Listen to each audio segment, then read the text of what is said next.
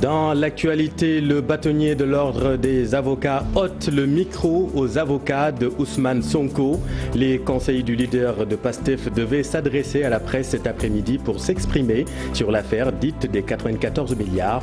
Conférence de presse reportée s'inédier suite à une interdiction de dernière minute par l'ordre des avocats du Sénégal.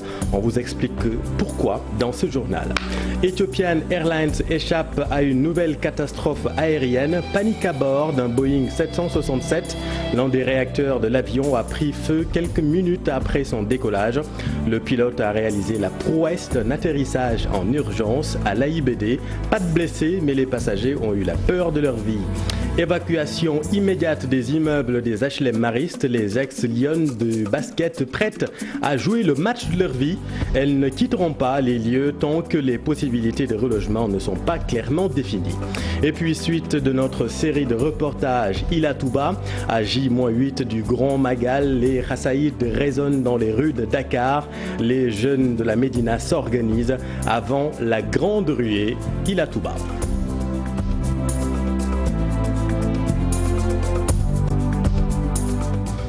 L'ordre des avocats joint la parole à l'acte. Les avocats de l'opposant Ousmane Sonko se sont vus notifier l'interdiction de se prononcer sur l'affaire dite des 94 milliards. C'est donc avec amertume que leur conférence de presse a été annulée. Suivons là-dessus Maître Ousseynou Fall. À la dernière minute, mon jeune confrère Sage m'a donné son portable pour m'informer de la décision du bâtonnier de l'ordre des avocats, représenté par son secrétaire général, pour nous informer de l'interdiction de la tenue de cette conférence de presse. Nous sommes vraiment désolés de devoir reporter cette conférence de presse. On m'a dit au téléphone, alors que nous avions adressé une lettre préalable d'information pour notre conférence de presse. Malheureusement, je ne peux pas aller plus loin, je ne peux pas déflorer le sujet, parce compte tenu du respect de cette interdiction. On vous communiquera la prochaine conférence de presse, Inch'Allah. Puis retenez que l'ordre avait tiré la sonnette d'alarme dans un communiqué daté du 25 septembre dernier pour regretter et interdire les interventions dans les médias des avocats sur des affaires pendantes ou en voie de l'être devant les cours et tribunaux, des interventions qui constituent des infractions aux dispositions du règlement intérieur de l'ordre des avocats selon Maître Pape Leitindiaï. Cette fois, les applaudissements du pilote après l'atterrissage étaient vraiment sincères. Atterrissage en catastrophe à l'AIBD d'un Boeing 767 d'Ethiopian Airlines. Le réacteur de l'appareil a pris feu quelques temps après le décollage. L'équipage et les 90 passagers sont sains et saufs. Suivons justement l'un des passagers heureux de pouvoir raconter ce qui s'est passé. Effectivement, Afrique du Sud sous l'invitation de... Effectivement, j'étais dans l'avion en partance pour l'Afrique du Sud pour répondre à l'invitation du président de Samsung Africa avec la délégation Samsung Sénégal. Environ 10 minutes après le décollage, que nous avons entendu un bruit très fort et le pilote a commencé à échanger avec son équipage pour leur informer qu'il y a un problème technique. C'est à ce moment que nous avons décidé de retourner à l'aéroport Blaise Diagne. Actuellement, nous sommes à l'écoute pour voir si nous pouvons continuer le voyage. Bon, les passagers étaient inquiets jusqu'à ce que la situation revienne à la normale, c'est-à-dire à l'atterrissage. Et les sapeurs-pompiers ont vite répondu au secours des passagers. Ils nous ont même évacués. Comme ça, nous quoi.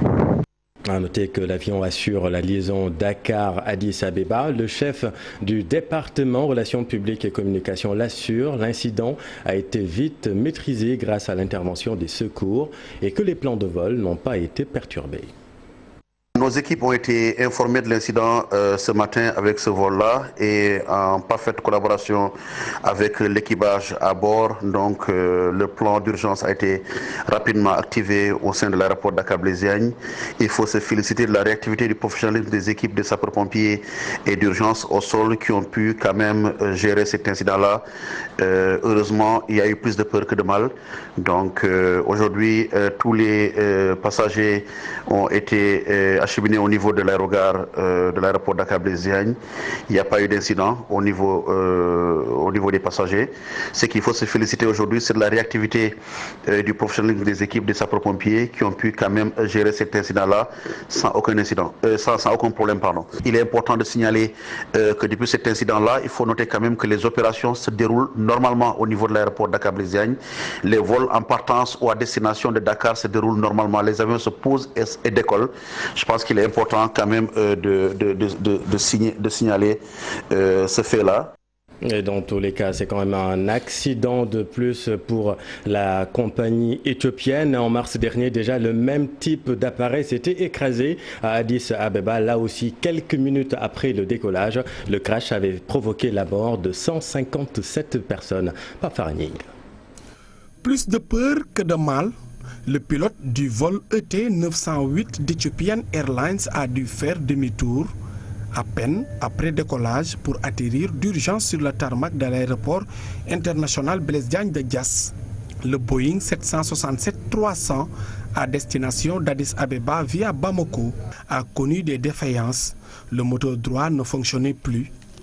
Selon un passager, l'avion n'était pas stable et le pilote a paniqué à un certain moment.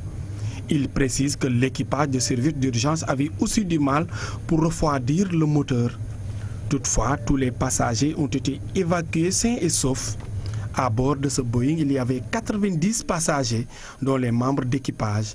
7 mois après le crash du Boeing 737 de la même compagnie d'Ethiopian Airlines, qui avait fait 157 morts en mars au sud d'Addis Abeba, une autre catastrophe est évitée de justesse au Sénégal. Une mauvaise publicité sur la fiabilité de la compagnie de 73 ans d'existence.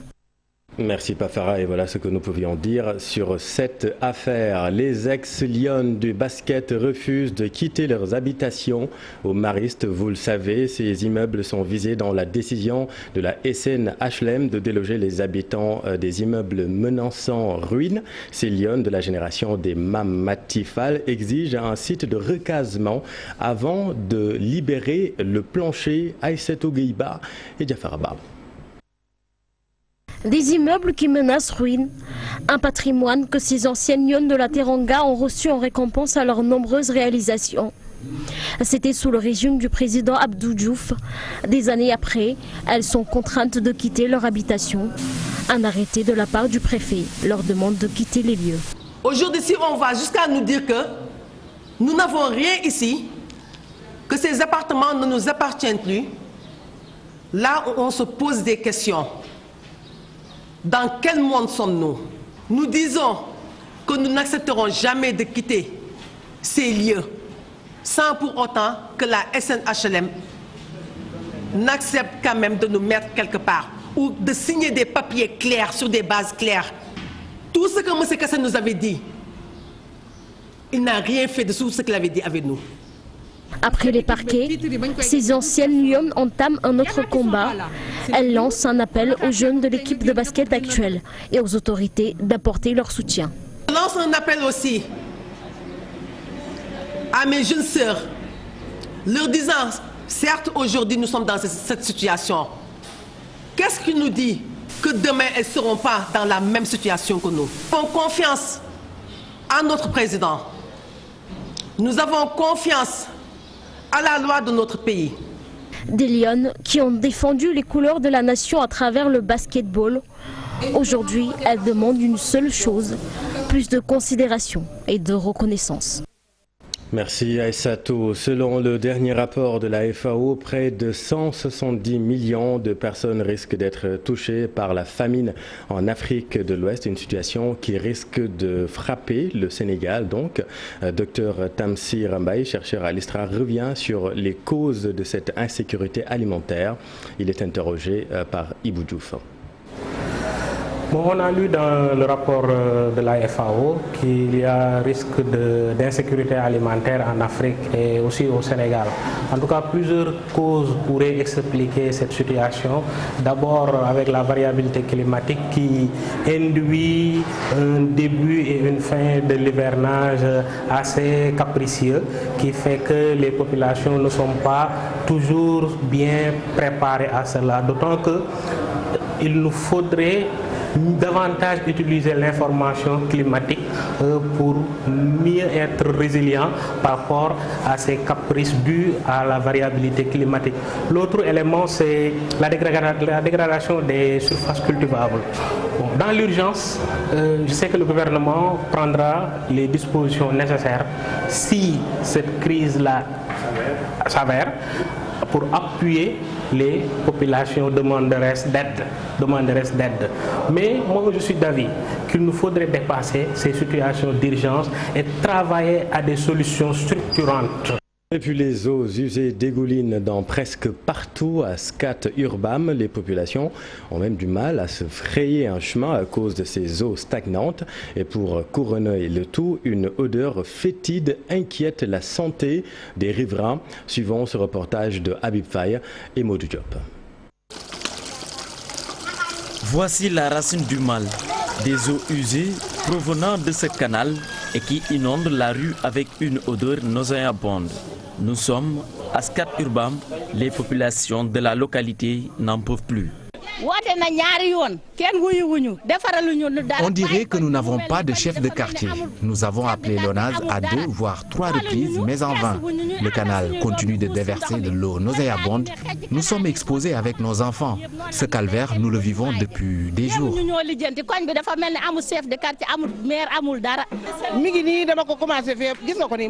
J'ai tellement désinfecté, comme vous pouvez le constater. Nous avons aussi mis de l'encens dans nos chambres, mais l'odeur persiste. Vraiment, nous ne savons plus à quel sein nous vouer. Entre autres désagréments causés par ces eaux, la fissuration de la route bitumée, des embouteillages. D'abord, ça donne aux enfants certaines maladies, nous ne se comprend même pas. Ça gâte nos véhicules, ça nous permet aussi de... On ne peut même pas avoir accès de chez nous. On gare ici, pourquoi? Tant 2 ou 3 jours, il y a la palu, il y a la truc, on ne se comprend même pas, la grippe, etc. Et puis c'est une pollution tellement dangereuse, on ne peut pas le respirer. Les enfants restent la frange la plus exposée selon les populations qui lancent un cri de cœur. Les enfants sont exposés aux maladies. Certains ont même perdu leurs parents et n'arrivent plus à se faire soigner. Chaque jour, ma grand-mère essaie de résoudre le problème du canal, mais elle peine à trouver une solution. Actuellement, nous sollicitons l'appui des autorités. Ce que je te dis, c'est très simple. On demande l'aide à l'État.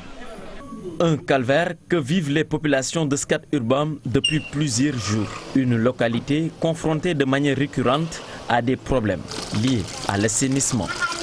Et puis justement, parlons santé avec cet atelier de sensibilisation et de lutte contre les maladies épidémiologiques liées aux produits halieutiques au niveau des frontières. Le ministère des Pêches et de l'Aquaculture outille ses agents de l'avis du ministère des Pêches. Cela va permettre de faire connaître aux agents contrôleurs les méthodes de lutte appropriées pour éviter toute propagation de la maladie liée aux produits de la mer.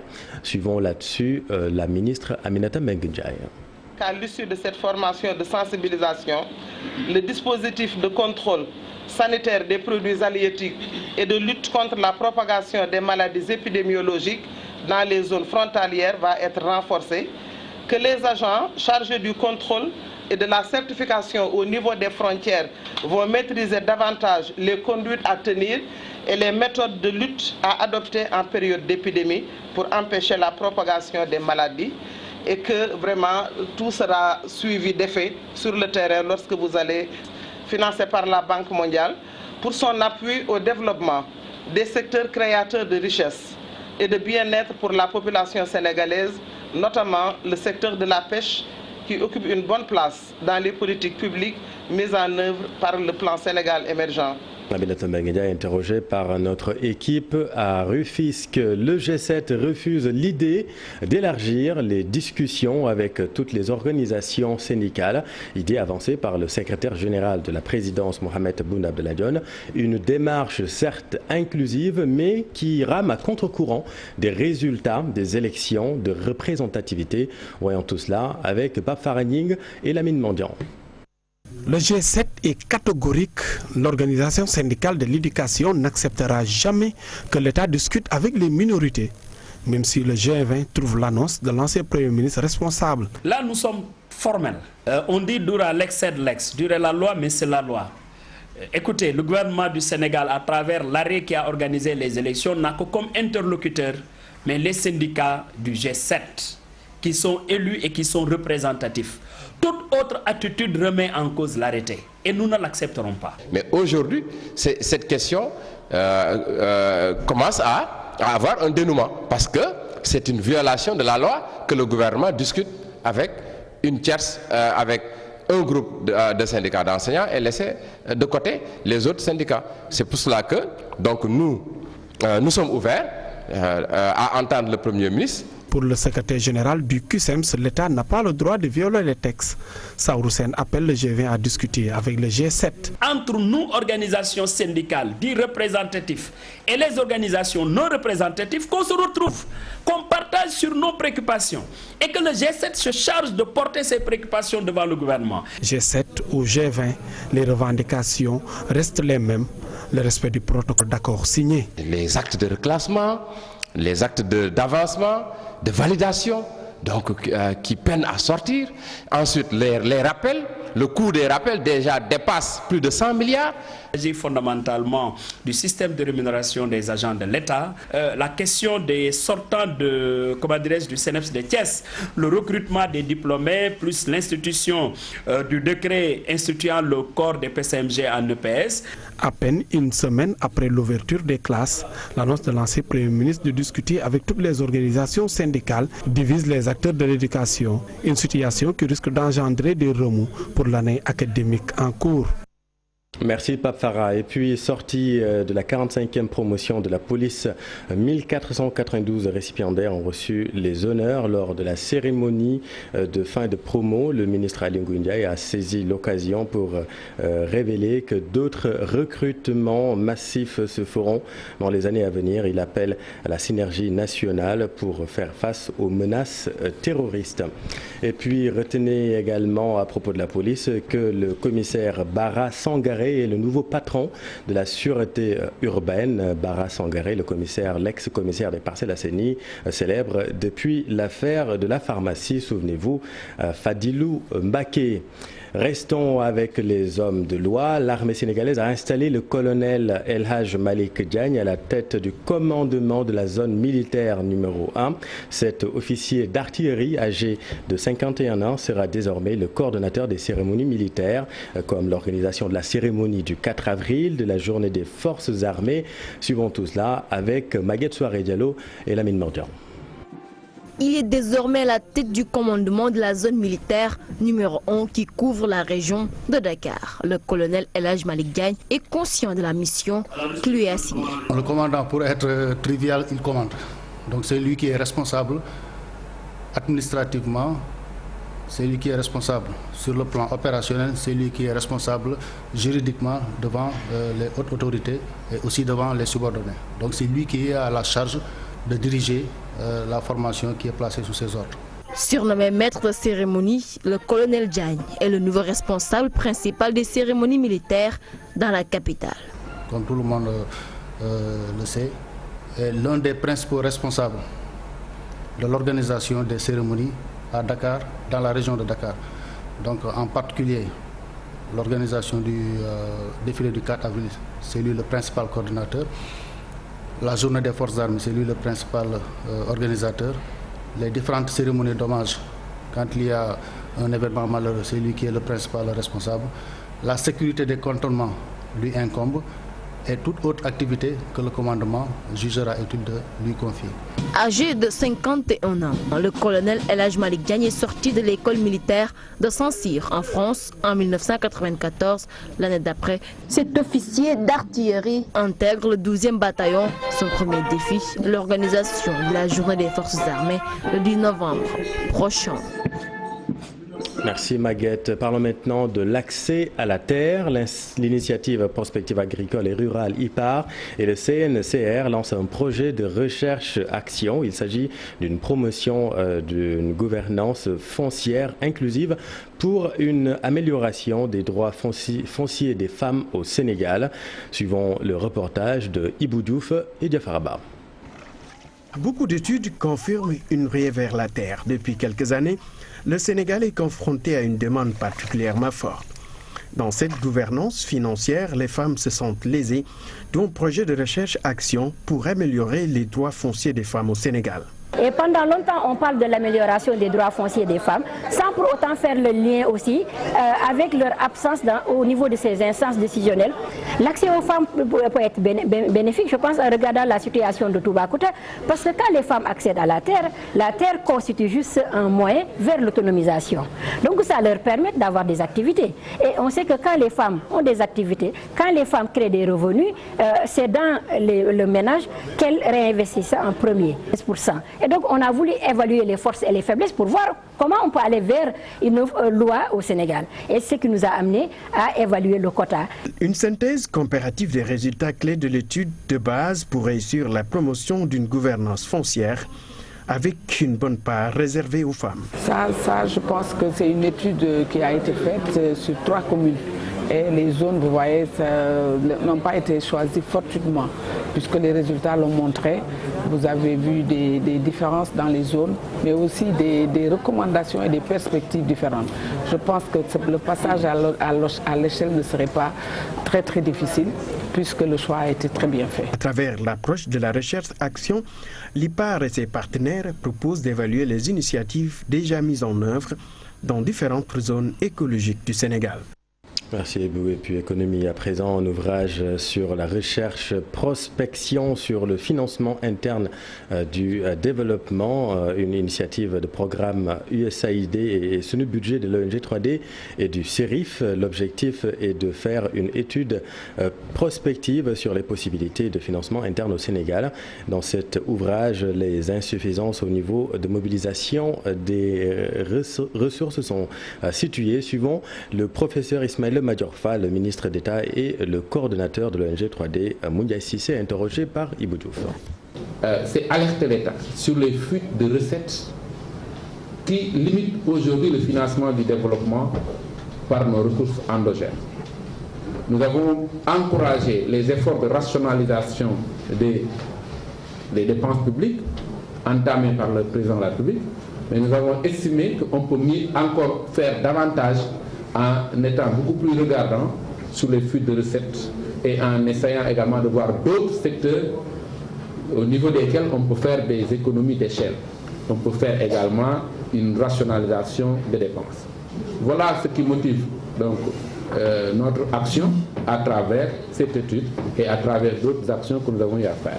Et ce sont des préoccupations qui coïncident, qui correspondent avec les préoccupations de l'État du Sénégal, avec les préoccupations du gouvernement du Sénégal. Vous l'avez rappelé tout à l'heure, monsieur le directeur exécutif de l'ONG 3D, aujourd'hui, le président de la République a une préoccupation fondamentale, c'est la rationalisation des dépenses publiques. Mais ce n'est pas la diminution des dépenses publiques, c'est différent. C'est la rationalisation des dépenses publiques, c'est-à-dire faire en sorte de dépenser utilement, de dépenser efficacement, d'éviter les gaspillages. Souvent, évidemment, quand cela est abordé, on pense aux institutions. On dit par exemple que l'Assemblée nationale a coûté 115 milliards, etc.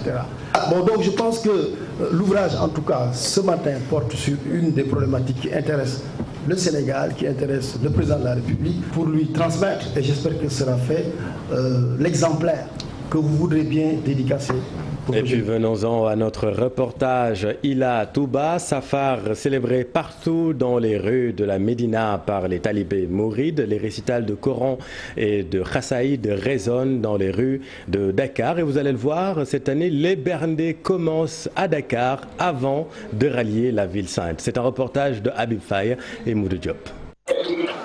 C'est avec un engagement énorme qu'il travaille à donner aux musulmans de quoi mettre sous la dent. Safar oblige les disciples mourides à donner tout ce qu'ils ont au grand bonheur des populations. Le son des Khassaïd résonne à la Médina. Ici, un daïra est à l'origine.